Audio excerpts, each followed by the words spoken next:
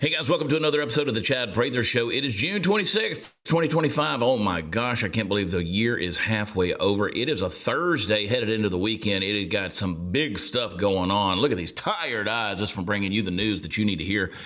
I always like to say it's the news you can use and then lose. But here's where we're going to get into it. The Pentagon just crushed a mission against Iran, and instead of a standing ovation, well, you saw it this morning, they're forced to explain it because the media's feelings got hurt. That's right, and they're going to spin it however they want to. Are you ready for the truth? I'm going to give it to you today, unadulterated. And what if I told you the Karmelo Anthony self-defense story was a lie spun to protect a killer while the real victim in their story was buried and forgotten? So buckle up, folks. The truth just broke, and the narrative is wide open. And I'm going to tell you what you can expect next. And as you know, on this show, I'm never wrong. That's what we say around here. That's what we, like me and my voices in my head, say. I'm going to tell you all about that Diddy case because I was right. I was right. I was right. We're going to talk about all that and a whole lot more today on the Chad Prather Show. I hope you guys are doing well and everybody is having a fantastic afternoon. Folks, let me just tell you, I am... You just, we say it all the time. You just don't hate the media enough. And it is true. This morning, I literally wept. I had to walk away in the show prep for Dear America. I didn't want the boys to see me. I had to step away. I had tears. They were falling off as I was listening to the Secretary of the Joint Chiefs, as I was listening to the press conference. I wept. I did because I was so filled with rage and emotion and just a sense of sadness, it mixed with pride. I was just a jumble of things that were going on this morning as they were talking about these people who flew this mission. They kissed their families goodbye. This is what General Raising Cane said. They kissed their families goodbye. Their families didn't even know they were going on a mission. And when they came back to fanfare and celebration and flags waving, their loved ones waiting there to embrace them at the end of that mission, the pride that swelled up inside of me, and then for the media to churn this crap out the way that they are, just absolutely broke me. It just broke me. And I want to talk to you a little bit about that because it just absolutely pisses me off. And this is why you come to the Chad Prather Show, to get my take. I don't know why you do it. I don't know why you do it. Maybe you just want to commiserate with me, and we're going to do some of that today. But before we get into it, I want to talk to you about my friends over at Home Title Lock. Listen, here's the deal. If you're a homeowner, I'm a homeowner, you're a homeowner, you need to listen to this. Because in today's AI and cyber world, the scammers they're stealing homes titles. You think it can't happen to you, but what they're doing is they're targeting the equity that you have in your house. And here's how it works. Criminals are going to forge your name on a document. They put your signature on one document, they use a fake notary stamp, and they're going to pay a small fee with your county. And just like that, your home title can be transferred out of your name into their name, and they're going to take out loans using that equity. And you won't even know that it's happened until the notices start showing up, the debt collections, and maybe even a foreclosure notice on your home. You don't even know. So when's the last time you checked your home's title? You may not have ever done that. You need to do it. I'm going to help you do that today with Home Title Lock. They will actually get you a free title history report and a free trial of their $1 million triple lock protection when you use promo code CHAD. I spell it Chad. That triple lock protection, that $1 million triple lock protection, 24/7 monitoring of your title, urgent alerts to any changes, and if fraud does happen, they will spend up to $1 million to fix it. So I want you guys to go to HometitleLock.com/Chad Prather. You need to do that today. Use promo code CHAD. You know how I spell it. Chad. That's the promo code, Chad. And get that triple lock protection. And they get free title history report and a free trial. You need to check it out. Come on, folks. You need to do that. I told you yesterday what was coming. I don't know if you guys are listening or not. And I read one of the reports this morning, the Winkelstein brother, one of the ones that had Facebook stolen from him by Mark Zuckerberg. He did a long post because they were saying, are you going to support the Republican candidate for mayor in New York now that Mamdani has been nominated as the primary winner for the Democratic Party there as mayoral candidate in New York? And he basically said, maybe I don't want to throw my money behind a losing cause. Maybe this is exactly what New York needs to experience, is they need to understand what bringing socialism and even communism into New York, which is the epicenter of capitalism, particularly in our country, but not only that, the globe. Maybe they need to experience what this woke mind virus is going to do for them, because it's very possible that the only thing that is ever going to teach people any common sense whatsoever is the tragic loss of their society. And that's what's going to come if Mamdani is elected mayor of New York. Now, you don't believe me on that. You think I'm being, the reports came out yesterday. Immediately, they started calling people like me and all of us who are reporting on this Islamophobes. Call me whatever you want to call me. Here's the fact of the matter. This, my friends, is Times Square. The Adhan is raised in Times Square. Play this clip, folks. This is New York City, right in the epicenter. Play it. Allahu Akbar. Allahu Akbar.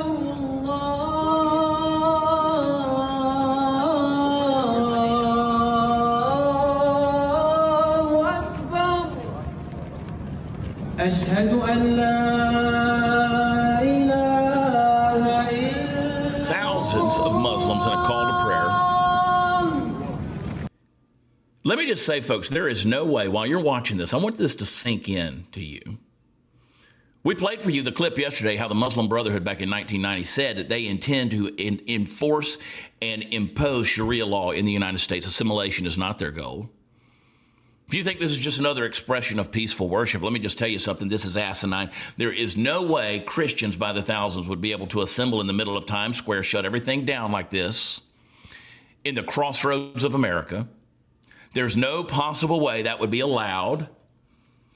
Can you imagine if Christians were to go into a Muslim territory? Let me just stop you. Would a group of 1,000 Christians be able to assemble in the streets of a Muslim territory, a Muslim state, a Muslim country? Would they be able to do that in some city? Can we do that in Baghdad? I don't think we can. But you know what we're going to do here? We're going to allow this to happen because we have toxic empathy out of a fear of being called a phobe, an Islamophobe, or even a racist. This is absolutely stupid, asinine. This is how you suicide a society, folks. You got to call this stuff out, man. I mean, you have just got to call this stuff out. And you think that's bad. Let me tell you what's going to happen when this guy right here gets elected mayor of New York City. Play the clip. You are running on issues that are very relevant to people in New York City, the cost of housing, free busing. Some have projected, that this is the type of platform that would work in other parts of the country. I mean, you're a proud democratic socialist. Do you think that is a platform that would work for other candidates running in other parts of the country? Absolutely. I think ultimately this is a campaign about inequality. And you don't have to live in the most expensive city in the country to have experienced that inequality, because it's a national issue.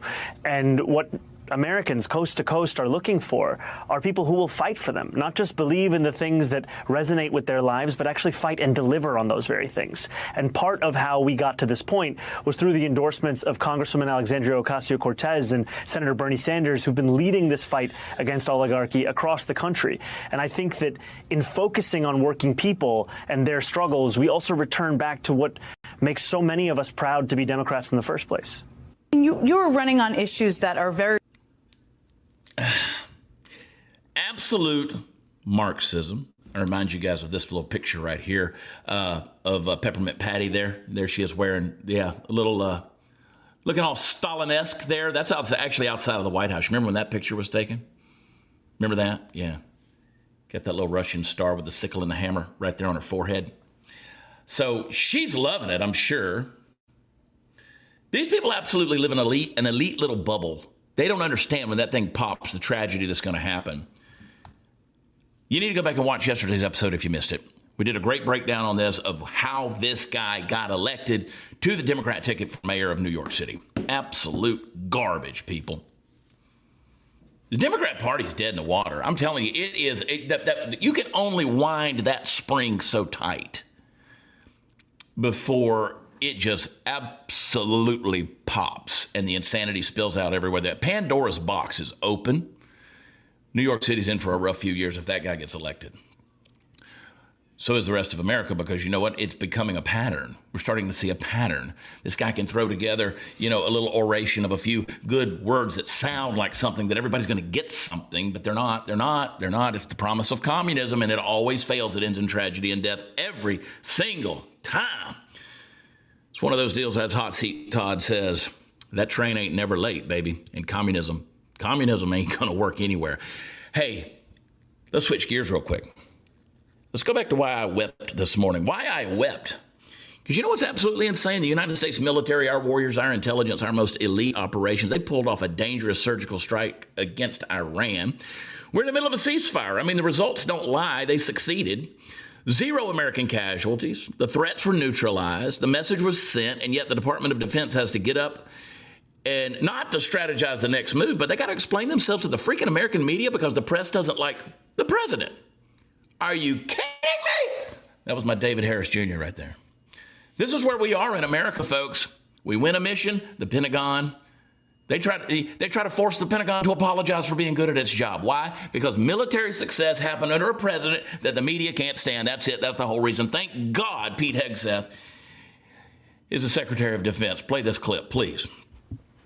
Because you, and I mean specifically you, the press, specifically you, the press corps, because you cheer against Trump so hard, it's like in your DNA and in your blood to cheer against Trump, because you want him not to be successful so bad, you have to cheer against the efficacy of these strikes.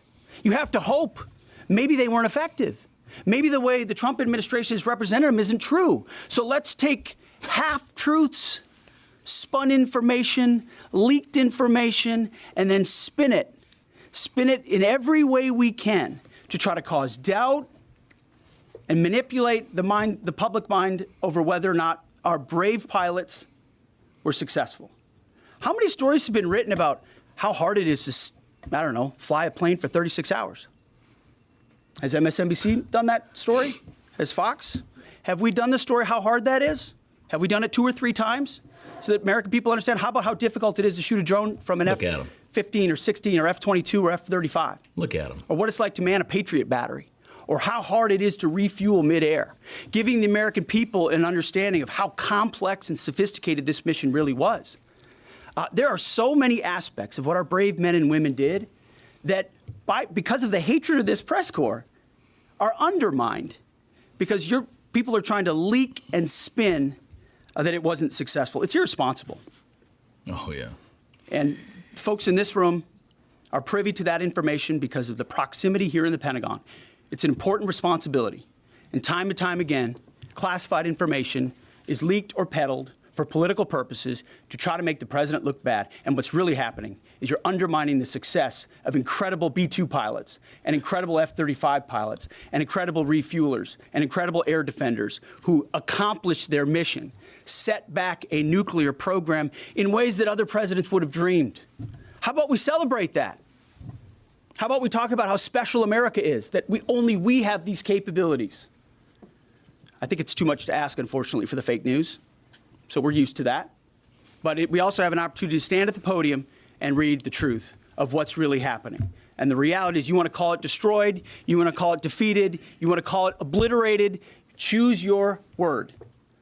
This was an historically successful attack, and we should celebrate it as Americans. And it gives us a chance to have peace, chance to have a deal, and an opportunity to prevent a nuclear Iran, which is something President Trump talked about for 20 years, and no other presidents had the courage to actually do.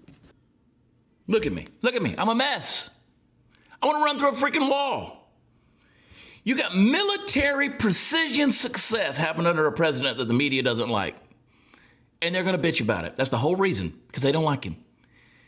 We're not out here asking questions about mistakes. We're not talking about civilian casualties or some rogue unit. No, textbook win. The only scandal is that it made the Trump administration look competent and strong.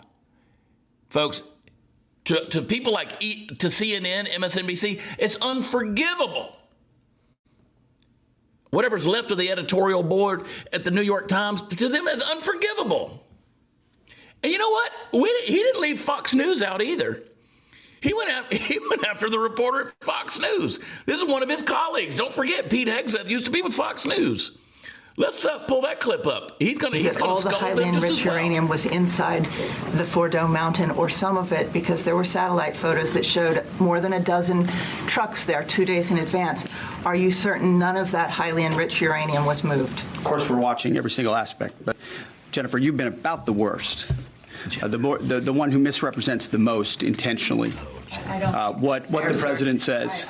I'm familiar. Report about the ventilation shafts on Saturday night, and in fact, I was the first to describe the B-2 bombers, the refueling, the entire mission with great accuracy. So I take issue with that. I appreciate you acknowledging that this was the first the most successful mission based on operational security that this department has done since you've been here, and I appreciate that. So we're looking at all aspects of intelligence and making sure we have a sense of what was where. So why not acknowledge the female pilots that also participated in this mission? The early messages that you sent out only congratulated the boys. So when I say something like our boys and bombers, see, this is the kind of thing the press does, right? Of course, the chairman mentioned a female bomber pilot. That's fantastic. She's fantastic. She's a hero. I want more female bomber pilots. I hope the men and women of our country sign up to do such brave and audacious things. But when you spin it as, because I say our boys and bombers as a common phrase, I'll keep saying things like that, whether they're men or women. I'm very proud of that female pilot, just like I'm very proud of those male pilots. And I don't care if it's a male or a female in that cockpit, and the American people don't care. Let's stop it right there. Let's stop it right there. So, because here's the thing. When you say our boys, let me just say as a side note, okay, our boys over there, that was the rallying cry after the U.S. entered the war in World War I in 1917. World War II, the phrase was even more widespread because the headlines were support our boys at the front and our boys need you. That's what they said. Even Hollywood joined in with the films and the newsreels talking about our boys. Bob Hope used the term during the USO tours. And you're like, we talked about our boys in Europe and our boys in the Pacific. It's a harken back to wartime phraseology, folks. Oh, but we could be more inclusive. Shut up. Shut up. It's an old rallying cry talking about our boys. But see, you can't pull something like that when it comes to the media. You got to say this kind of stupid woke ass crap and ask these questions. Let me say it real slowly for the people in the back. The media would rather America lose, and they play this rhetoric crap like this. They'd rather America lose than Trump win. They don't care if our enemies are emboldened. They don't care if our troops are undermined. They don't care if victory is turned into controversy as long as they can keep gaslighting the American public into hating the commander-in-chief, or in this case, Hegseth, for using a phrase like our boys in those planes.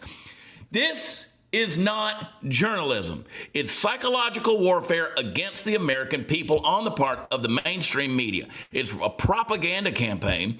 It just comes dressed in press credentials, and you got to call it out for what the hell it is. It's a partisan bitterness disguised as journalism.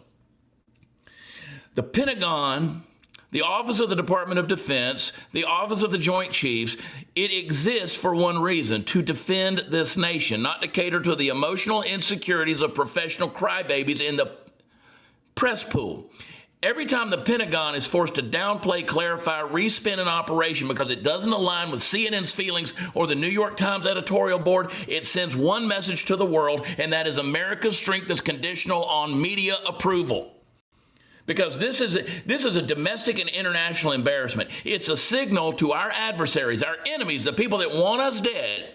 People in Iran, Russia, China, it says that the United States can fracture itself over its own victories. It tells the world that the enemy doesn't have to outgun us, outmaneuver us, or outbomb us. They just have to outlast our freaking news cycle.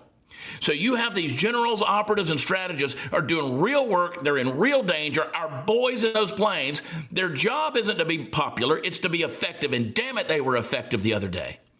And every time they do something bold, decisive, and God forbid successful, here comes the fucking media clowns. I mean, was this an escalation? Did you mean to say our boys? Was it ethical? Was it politically motivated? Did you really get the uranium? Why were there trucks 2 days before? Why were there 6 holes when you said they dropped 12 bombs? Was it effective? Answer, yes. There's a ceasefire. Case closed. But we don't get that anymore. Now our defense operations are judged not by tactical brilliance, but by how many journalists feel unsettled after reading a press release. It's absolutely pathetic. You want to know how this would have played out if Obama had ordered the same strike? Let me paint the picture for you. CNN would have aired a slow-motion dramatization of orchestral music that would be narrated by freaking Morgan Freeman. Morgan Freeman. That's a different Morgan. Michelle would be on The View talking about how Barack was so strong and so peaceful. The media would have thrown a Nobel Peace Prize on layaway for him. Trump does it, though. No. Now it's reckless. Now it's authoritarian. Now it's unpresidential. And what changed? It wasn't the mission. It wasn't the facts. It was just the guy in the Oval Office. That's the problem. Because, folks, this isn't about truth. It's about narrative control. It's about power. And they're terrified that strength is being shown without their permission. Play the clip of the bunker buster. We got that thing, don't we? We got that footage of that bunker buster hitting. Pull that thing up there. Let me show you what power looks like. Look at this precision strike. Dan raising Cain, baby. He's going to show it to them. Put it right in their face. Show this sucker. Middle of the night, it turns into daylight, baby. Play it. Boom.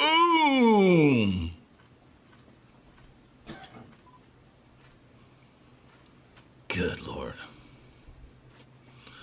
Look at that thing. The technology of that bomb. Well, we don't see it busting. Well, it's got to get to the bunker first, fool. 300 feet below ground. You're going to see this. The media is going to have a meltdown over optics. You'll see inside the mission space.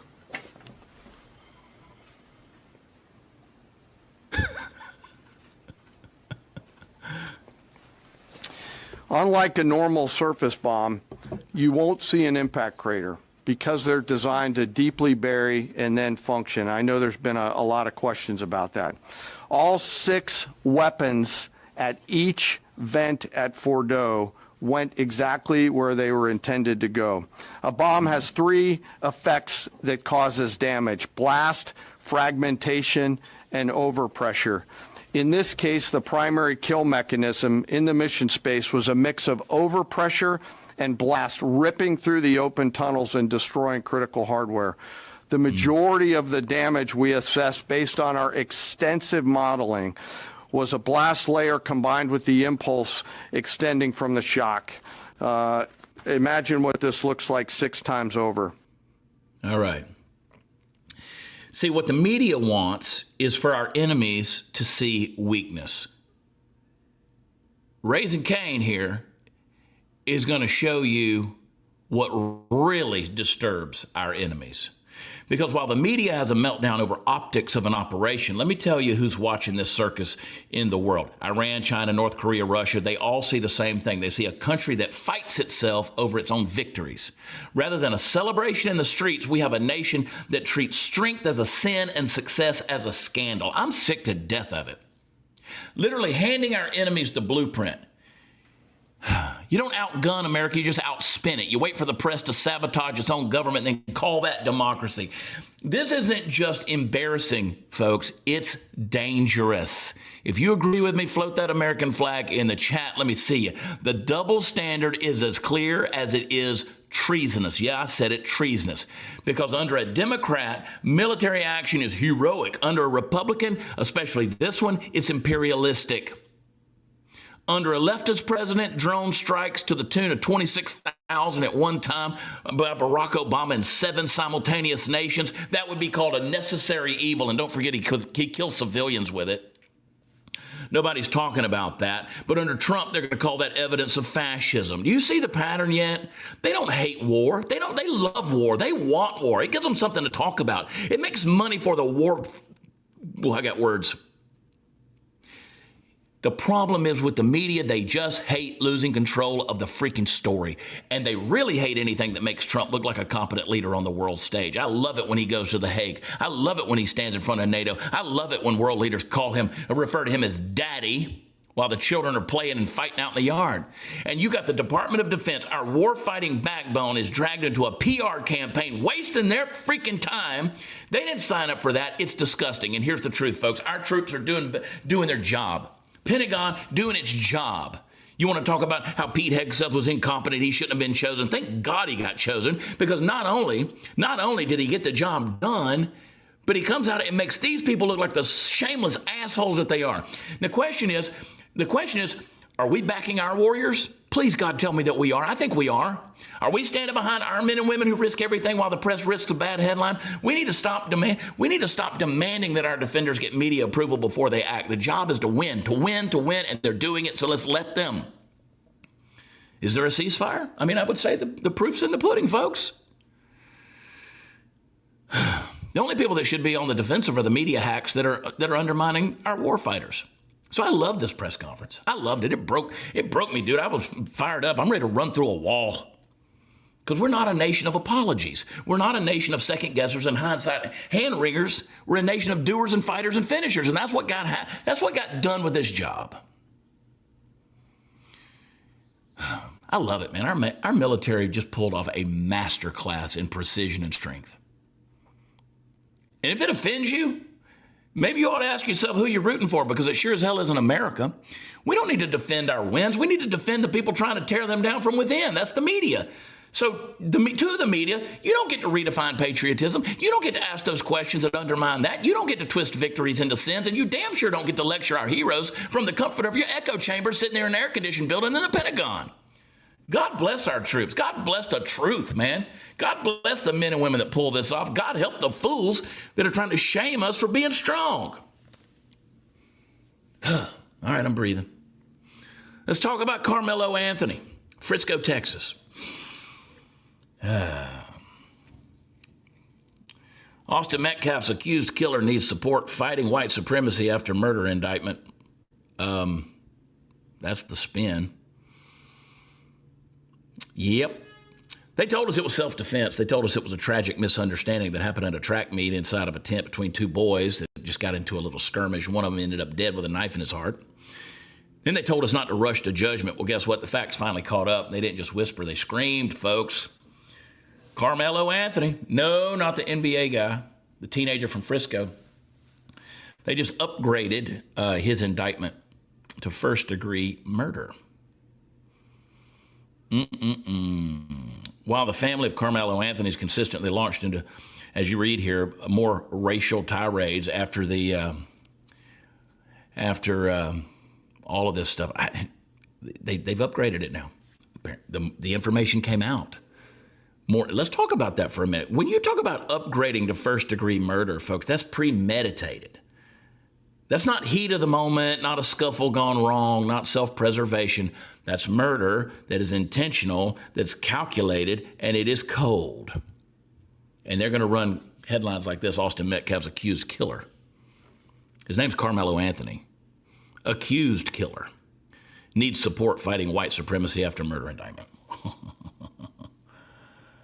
Karmelo Anthony's family was seeking over $1 million more for their legal team.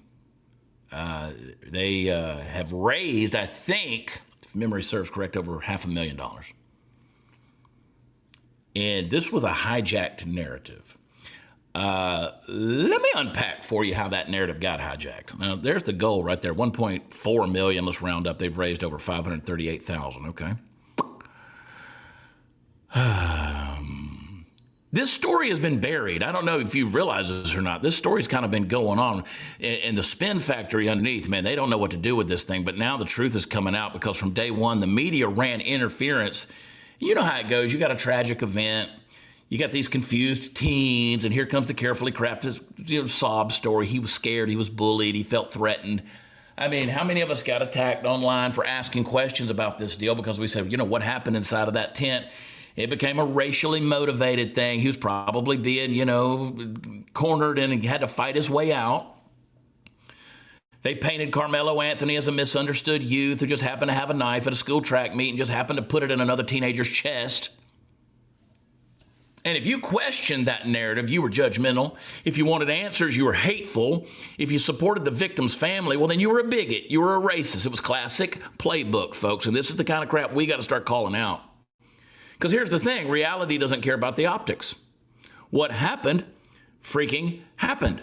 And facts don't bend to feelings, and a young man named Austin Metcalf is still dead. Now, what changed?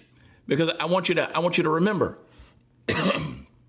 I want you to remember, the original charge was second-degree murder. That means it wasn't pre-planned. It could have fit the self-defense narrative if you, of course, squinted and ignored the whole lot of inconvenient facts that were out there. But then you got new information that dropped. You got surveillance footage. You got some video that came out, the eyewitness reports, the forensic, all the stuff that doesn't care how sympathetic your TikTok persona is. And a grand jury had a change of heart. What did they say? They said first-degree murder. That means there was credible evidence that this wasn't some spontaneous, fearful act. This was intentional. It was deliberate. It was a knife brought to a public event, and a victim was targeted. And believe it or not, the victim wasn't Karmelo Anthony. It was Austin Metcalf. He seized the moment not to survive, but to destroy. You don't accidentally commit first-degree murder. You actually plan it. Now let's talk about Austin Metcalf because so much has been talked about Karmelo Anthony, and they just erased Austin Metcalf from the story. His name got buried under the hashtags and the sympathy campaigns and the GoFundMes and all of that for the accused. Now Karmelo Anthony's family's raised hundreds of thousands of dollars for his legal defense and wants more than that, or double more than that. You've had activists that have rallied for his release. He became the poster child for misunderstood youth in Frisco, Texas. Meanwhile, Austin's family buried their son. There's no GoFundMe campaign that can bring him back. No PR team can rewrite what he lost. And while Karmelo was sitting at home after a reduced bond that went from, $1 million to $250,000, he sat at home wearing an ankle monitor under house arrest. Austin Metcalf's in a grave. Now, how's that for justice? Because I want to be brutally honest here. Folks may not like it. I really don't care. This case didn't evolve. The truth finally clawed its way out from under a mountain of media spin. See, it lost in the shuffle of all the Iran and everything that was going on. This thing didn't just get lost, it got buried. But the truth has clawed its way out. The facts were there, they just weren't convenient, and the truth is this: our culture now decides guilt and innocence based on who can cry the loudest and craft the most sympathetic backstory. And we got to stop that crap right now. But you know that's true. That's where we've gotten to. Because justice, folks, is not about who has the better hashtags in sob story. It's about facts. It's about motive. It's about evidence. It's about law. The rule of law, when you take that away, when you take away blind justice, when you take away those things, you don't have a country. You don't have a society anymore. And when a grand jury, after seeing all the evidence, all the upgrades of charge from a second degree to a first degree murder, that means the media, what happens at the Pentagon, right? Same shit. The media got it wrong. The spin job failed, and I love to see that. I hate that it's under these tragic circumstances, but the spin job failed. And that means, at least for once, truth won. So America, we got to stop. We got to stop swallowing every headline. And I know I'm preaching to the choir here, but this is the message we've got to tell our families over Thanksgiving dinner, 4th of July picnics. We got to stop. We got to inform them of this. Say, hey, the media gets it wrong. Jump into conclusions and swallowing every headline like it's gospel truth. Every time something happens, the narrative machine is going to crank into overdrive, and the victim becomes the villain, the aggressor becomes the hero, and somewhere in the chaos, truth is going to die in a corner. Man, I hope this will be a wake-up call. We'll see what happens in this case, because if he's convicted, he's going to spend the rest of his life in prison without parole. It's a sad situation all the way around. It really is. But this case has got to remind us that justice is not about emotional storytelling. It's about accountability. And I hope that in a courtroom far away from the noise of social media, the truth's finally going to get the microphone that it deserves, because this thing needs to be amplified. It really does. To the Metcalf family, your son's life mattered. His life mattered. The media spun it like he was the aggressor. His death wasn't a footnote. And now with this indictment, the world's finally forced to look at what really happened that day. I don't care about the color of your skin. What really happened needs to be told. That's the story. The rest of us, we got to stop worshiping narratives and start standing for the truth, no matter how uncomfortable it makes you feel, no matter what they call you or label you. Because in the end, truth doesn't need your approval. It needs the light. And baby, the light just got flipped on. Now, in another case, I got to talk about Patriot Mobile before I move on. I want to get to Diddy, because this is where justice is failing. And I was not wrong. I was right. I'm always right. Our friends over at Patriot Mobile, they are America's only Christian conservative wireless company. They use the same towers as the big three. Same coverage. You get great coverage. You don't have any problems dropping calls or anything like that. The beauty of them is they don't send a portion of your bill like the big three do to leftist causes. So they're not supporting, gun control or these lobbyists out there, these organizations like Planned Parenthood, the folks that do not approve of your Bill of Rights. And they are going to support the right to life, our first responder heroes, our veterans, our active duty military. They're going to support your right to free speech and your Second Amendment right to bear arms. They believe in those things just like you do. Patriot Mobile are solid folks over there. They have a 100% U.S.-based customer service team. You can call them on the phone at 972-PATRIOT. Tell them Chad sent you. I bet you can get some free activation over there, and you will get it if you're an active duty military member, veteran, or a first responder hero. When you go to patriotmobile.com/Chad, you can simplify it from what's on the screen right there, just /Chad. You can do it either way. Click on it. It'll be down in the description of the show. Go over to patriotmobile.com. Tell them Chad sent you. And they got all kind of benefits over there that'll help you out. They've got a plan that'll fit your family's budget. If you want to keep your phone, get a new number. Or if you want to keep your number, get a new phone. Or you just need to upgrade everything. Whatever, they can help you out. Talk to them and they will fix it for you. patriotmobile.com/Chad. Call them on the phone, 972-PATRIOT. All right. Sean, Puffy, Puff Daddy, Diddy, Daddy, do whatever, Combs. Diddy's key charges, you see right here. From @DramaAlert, Diddy's key charges such as kidnapping, abetting, sex trafficking, and attempted arson have been dropped by his prosecutors. He still faces racketeering and other charges. All right, let's talk about it. See, I said a couple of weeks ago they were going after the wrong things. And I said, they're going to have to drop these charges. You can go back and look. I said it. I said, they're going to go after the wrong things. They're not going to be able to find him guilty on these charges. They're pursuing a bigger deal than they should. The guy's scum. They know he's scum. There's still some big charges against him. But listen, this is what I say.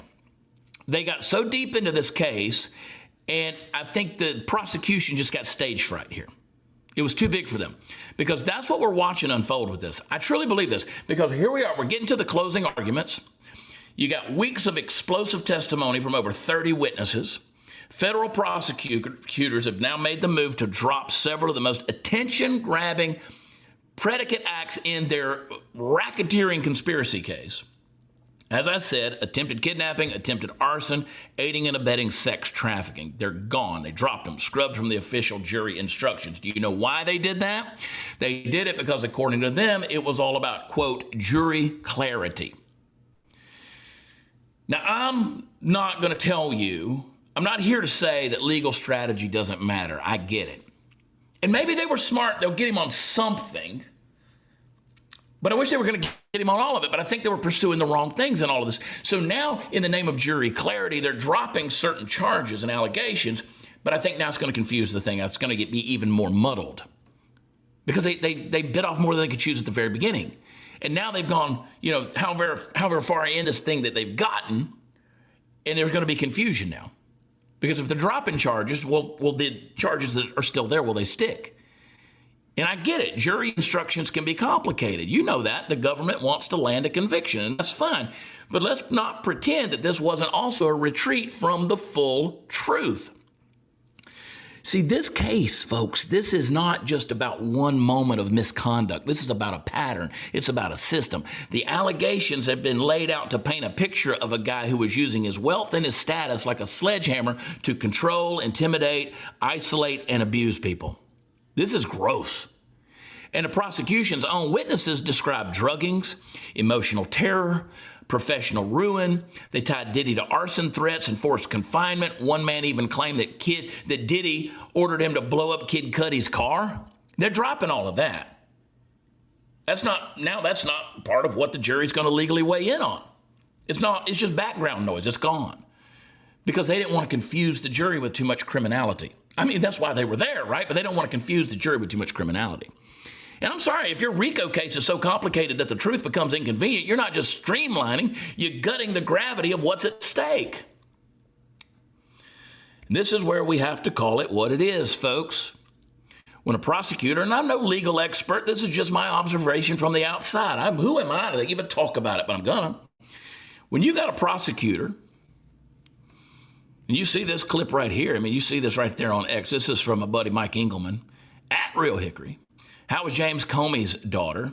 Remember James Comey, former director of the FBI. His daughter was assigned to the P. Diddy trial via Bondi's Justice Department after the handling of the Epstein case. She should have been fired, not assigned to anything. I agree. When you got a prosecutor that pulls back right before the finish line, when they trim the charges that speak to systemic abuse, that's not just a legal tactic, it's a message. And to me, I think it's a message to the public that says to the victims, they don't matter.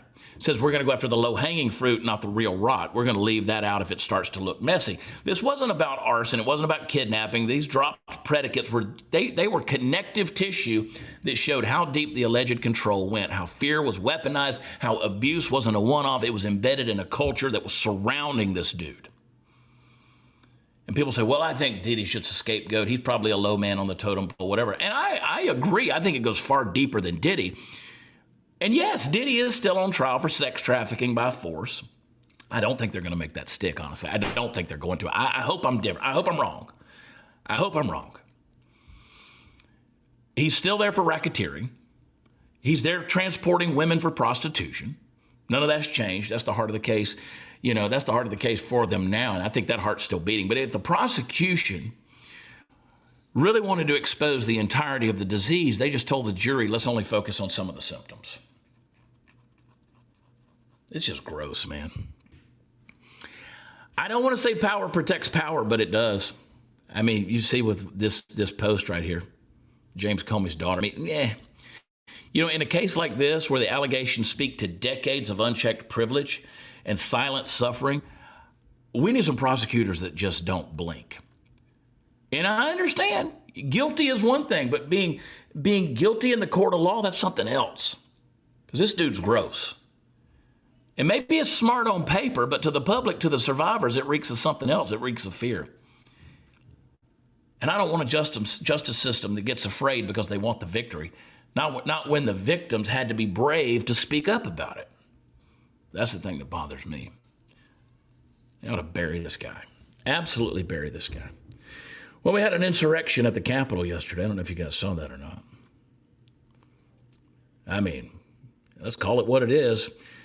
Chaya Rashik at Libs of TikTok posted this right here. Play the clip. They're laying down and doing their little protest.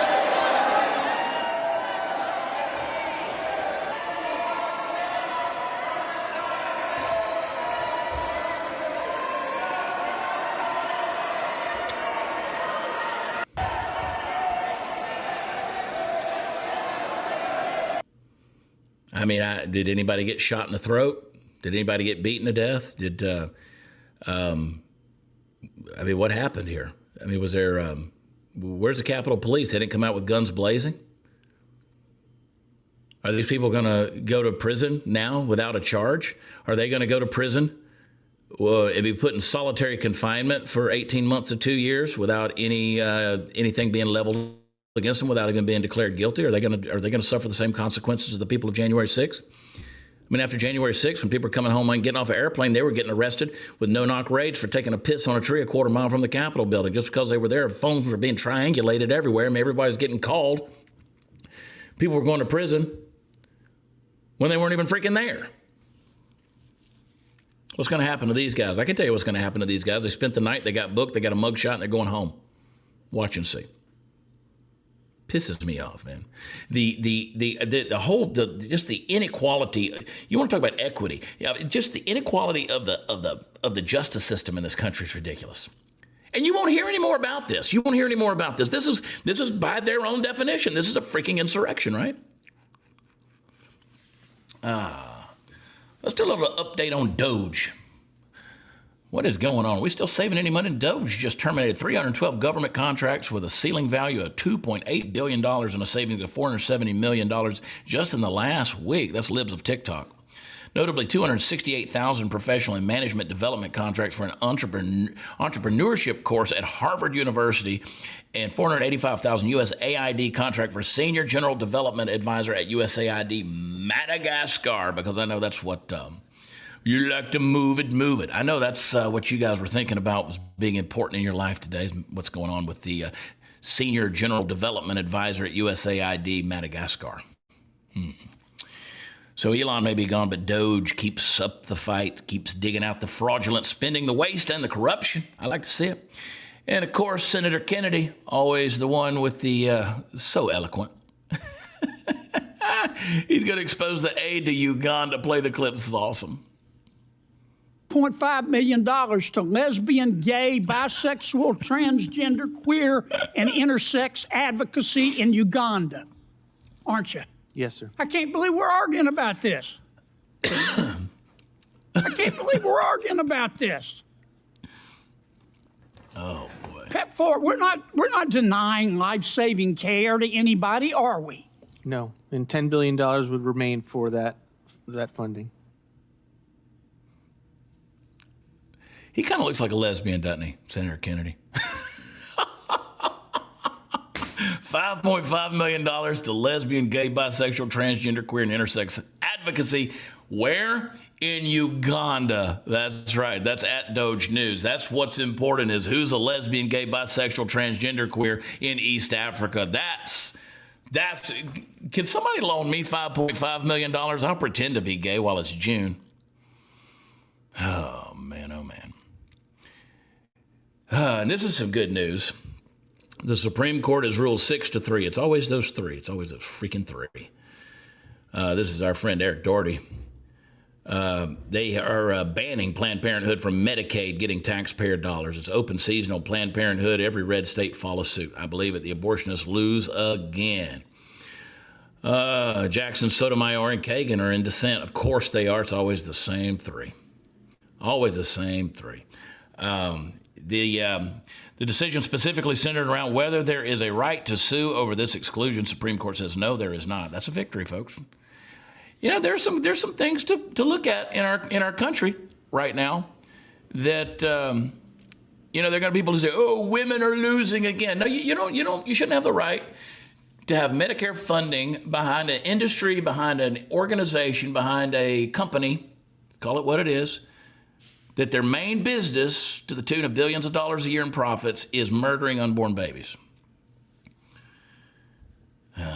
They're going to tell you, they're going to say, well, taxpayer money hasn't been used to fund abortions at Planned Parenthood since the Hyde Amendment. Well, they're also going to tell you that Margaret Sanger wasn't a eugenicist who was a big fan of the Ku Klux Klan and believed that blacks should be plucked like weeds until the point where just a couple of years ago, Planned Parenthood had to take her name off of the building in New York, which was the first Planned Parenthood site, and they had to disassociate themselves from her because of her legacy. They told you, I mean, they just sat there boldly till they were red in the face and spitting all over you, telling you that Margaret Sanger wasn't a eugenicist, but she was. But don't worry, Planned Parenthood, you're supposed to believe they receive more money for other vital women's health issues like pap smears. Yeah, it's just not, it's so hateful is what people want to say. Well, what's hateful is murdering the most innocent among us, the voiceless, the unborn. That's right, snuffing out a human life in the name of convenience. Oh, people are dumb. People are dumb.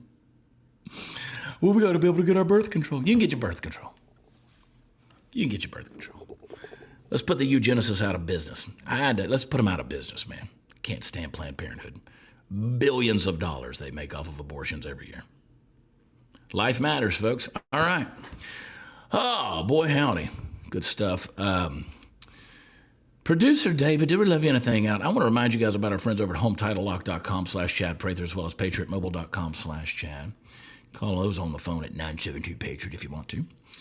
And don't forget to check out VP.net/Chad if you want that VPN where they do not keep any of your information. Somebody asked me yesterday, they said, does VP.net, does that make our friends over at Patriot Protect obsolete? No, they're two different things. Patriot Protect, they're going to get all of your information that's on the internet out and make sure it doesn't wind up in some scammer's hands so that you get scammed. But the VP.net, that protects your location and the information that you're putting on the internet. That's going to hide your location so that people can't track your IP address and see where you're operating from. So that keeps that stuff from ever getting out there in the first place.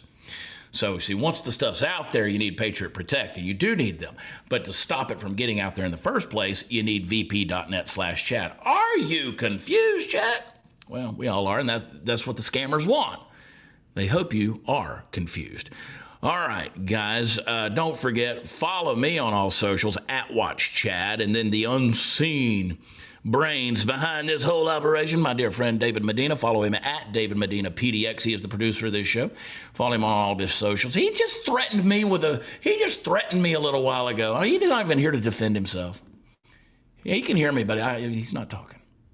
He said he might take a break from social media. I said, no, not just no, hell no. You're not allowed to.